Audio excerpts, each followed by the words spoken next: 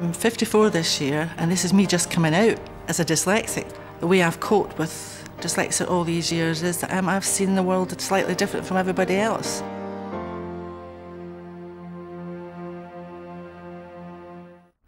Up until recently, I've worked with physically disabled adults. I've worked in groups doing group study skills. I have been an advocate for people who can't speak for themselves. I've campaigned, so that's who I am.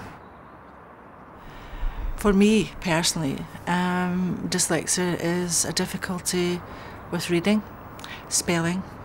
For some dyslexics like myself, it's short-term memory, and maths, remembering things and managing it. So it's basic things that everybody else takes for granted I have difficulty with. Well, at school, it was, you know, how they talk about the dunce's hat sort of thing. There was 3 levels in my class, and I was the one at the door because I had difficulties, and I didn't get help, and it was always very stressful. It was stressful to read out in class, it was stressful to actually write things, and to spell. When I left school at 15, everybody else got a leaving certificate, and because I was so good and went along with everything, they actually made a certificate up for me. So when everybody left, I could go down and collect a certificate. So that's how it was. But I hadn't achieved anything. You accept second best. Now, I wanted to be a nurse. There was no way I was going to get into nursing because of the difficulties I have. I had to work, so I left school at 15 and started working in a bakery and worked my way up the bakery, and it wasn't until I got married and moved to Inverness, is where I come from, that I started to blossom. I was becoming more successful in my life and more public, and my life was changing.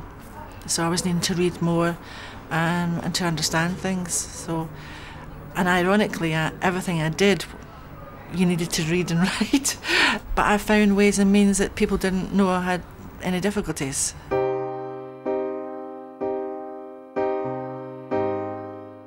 I didn't know I was dyslexic. It was suggested I go and get tested. It was horrendous.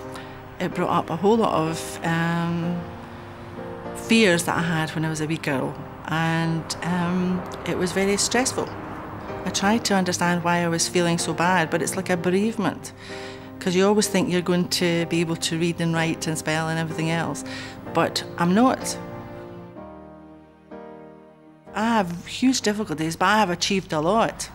So that's really positive. There's royalty who are dyslexic, there's politicians who are dyslexic, there's artists, there's musicians, there's actors, there's scientists, but that's never pushed, and they have achieved a lot. So I just feel very strongly that the positive side should be. I'm getting emotional because I feel very strongly about it.